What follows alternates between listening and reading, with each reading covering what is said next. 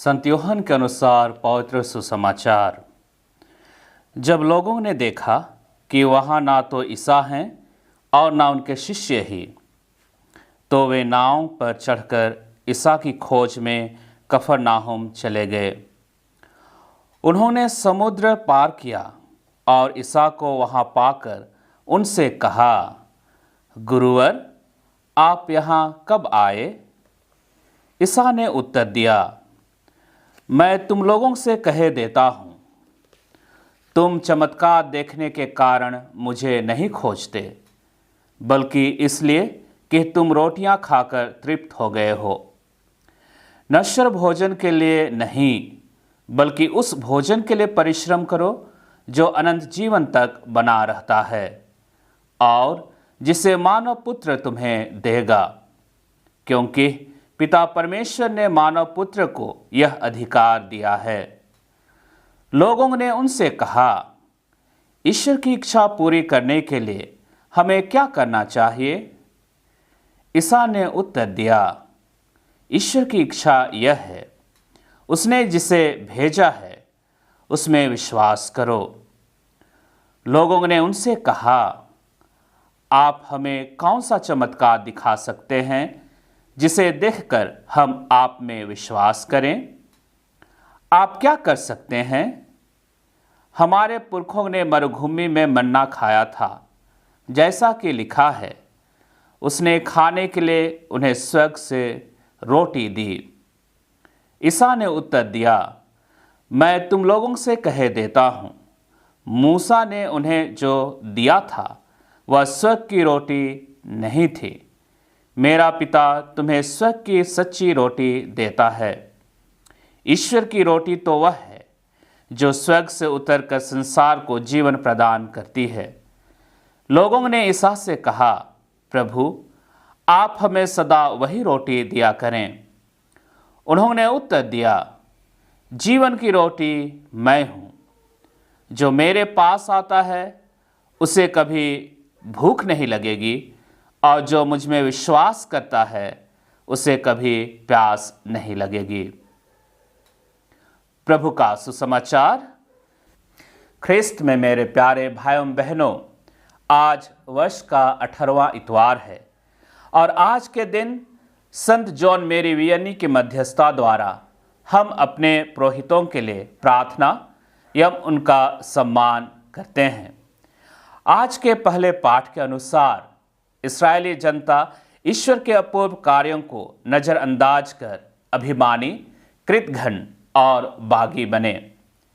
सुसमाचार में भीड़ यीशु का अनुसरण उनसे कुछ सीखने के लिए नहीं, बल्कि अपनी भूख को मिटाने के लिए करने लगी। इस्राएली जनता और भीड़ के स्वार्थ की भावना हमारे दैनिक जीवन के व्यक्तित्व को दर्शाता है। लेकिन जिस संत को हम आज याद कर रहे हैं, उनका झुकाव स्वार्थ की ओर नहीं, बल्कि आर्सपल्ली में ईश्वर के राज्य की स्थापना के लिए उनके निस्वार्थ सेवा, नम्रता और सादगी जीवन को याद दिलाता है। आर्स के संत मेरी वियनी को 8 जनवरी 1905 को संत पिता पियुस 10वें ने धन्य घोषित किया और 31 मई 1925 को संत पियुस 11वें ने उन्हें संत घोषित किया तथा 1929 में उन्हें पल्ली पुरोहितों का संरक्षक संत घोषित किया। 16 जून 2009 को संत पिता बेनेडिक्ट 16वें ने संत जॉन मेरी वियनी की मृत्यु की 150वीं वर्षगांठ पर पुरोहिताई के वर्ष की घोषणा करते हुए उन्हें सभी पुरोहितों के संरक्षक संत और आदर्श के रूप में घोषित किए। आज हर पुरोहित को संत जॉन मेरी वियनी के कथन को जीने का चुनौती है कि पुरोहित यीशु के हृदय का प्रेम है। वे मार्गदर्शक और चरवाहे हैं और ईश्वरीय दया के सबसे कीमती उपहारों में से एक हैं, जिसे भगवान पल्ली को देते हैं, जिससे कि वे भले गडेरिये की तरह अपने लोगों के लिए अपना प्राण न्यौछावर कर दें। आज के पहले पाठ और सुसमाचार में हम पाते हैं कि इस्राएली और यीशु के अनुयायी आध्यात्मिक भोजन के बजाय शारीरिक भोजन को महत्व देते हैं। पर संत जॉन मैरी वियनी आर्स पल्ली के पल्ली पुरोहित के रूप में लोगों की आध्यात्मिक भूख को जगा दी, लोगों को आध्यात्मिकता की ओर आकर्षित किया।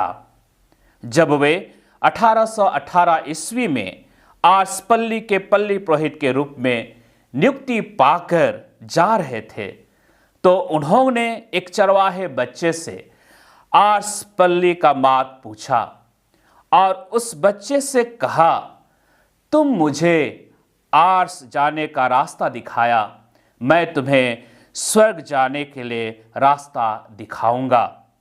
और इसे सच साबित करने के लिए, स्वर्ग का रास्ता दिखाने के लिए भोग विलासिता का जीवन यापन करने वाले लोगों के बीच बुराई में लिप्त लोगों को, जहां ईश्वरीय प्रेम की कमी थी, जहां मात्र 200 से 230 विश्वासी लोग थे, उन्होंने प्रार्थना, पवित्र यूखरिस्ट और पाप स्वीकार संस्कार के माध्यम से तथा माता मरियम के प्रति भक्ति के द्वारा पूर्ण रूप से आर्स पल्ली को स्वर्गीय बना दिया। अतः हमें भी प्रार्थना, पवित्र यूखरिस्ट और पाप स्वीकार संस्कार द्वारा ईश्वर के साथ आध्यात्मिक वार्तालाप कर ईश्वरीय प्रेम को अपने बीच में एक दूसरे को बांटना है। प्यारे भाइयों बहनों, आज का सुसमाचार पुरोहितों की भूमिका को समझने में हमारी मदद करता है। इस भाग में हम यीशु एवं लोगों के बीच वार्तालाप सुनते हैं। पहला वार्तालाप अध्याय 6 पद संख्या 25 में लोग यीशु से पूछते हैं, गुरुवर आप यहाँ कब आए? यीशु ने उन्हें उत्तर में कहते हैं, तुम मुझे चमत्कार देखने के लिए नहीं खोजते, बल्कि इसलिए कि तुम रोटियां खाकर तृप्त हो गए हो। यीशु उन्हें दूरदर्शी होने के लिए प्रेरित करते हैं और कहते हैं, तुम अनंत जीवन के लिए परिश्रम करो, अर्थात इस जीवन के लिए नहीं बल्कि स्वर्ग राज्य के जीवन के लिए काम करो। हम सबों को भोग विलासिता का जीवन छोड़कर आध्यात्मिक जीवन के लिए काम करना है और हम पुरोहितों को अपने लोगों को धार्मिक, बौद्धिक, आर्थिक, सामाजिक जीवन के लिए काम करना है और हम सबों को उन्हें इस क्षेत्र में अपने लोगों को दूरदर्शी बनाना है।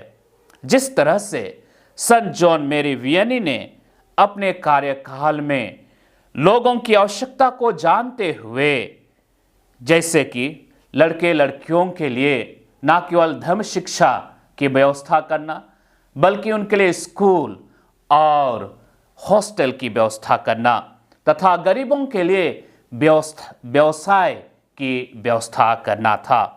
उन्होंने लोगों के धार्मिक और सामाजिक स्तर को सुधारने के लिए दूरदर्शी बने। हम सबों को भी अपने जीवन में धार्मिकता लाने के लिए, अपने जीवन में सफलता लाने के लिए दूरदर्शी बनने की जरूरत है।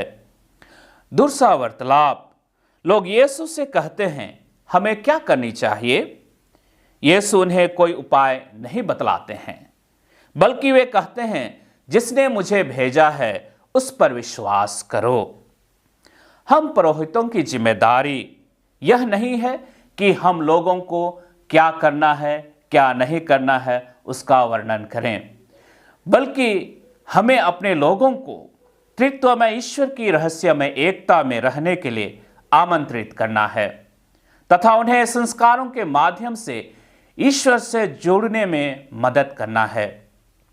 संत जॉन मैरी वियनी न केवल गिरजा तक सीमित रहे, बल्कि वे लोगों के पास जाया करते थे और अपना संबंध ईश्वर और लोगों के बीच मधुर बनाए रखा। हमें भी ऐसा करने की आज चुनौती है। अंत में अंतिम वार्तालाप से पहले यीशु लोगों को उनके पूर्वजों के भांति मरुभूमि में खिलाते एवं पोषित करते हैं। लोग उस समय कहते हैं कि हमें खाने के लिए हमेशा वही रोटी दिया करें। प्रत्युत्तर में यीशु कहते हैं, जीवन की रोटी मैं हूं। पुरोहितों की भी जिम्मेदारी है कि कलीसिया को जीवित रोटी यीशु ख्रिस्त एवं उनके वचन के द्वारा पोषित करें।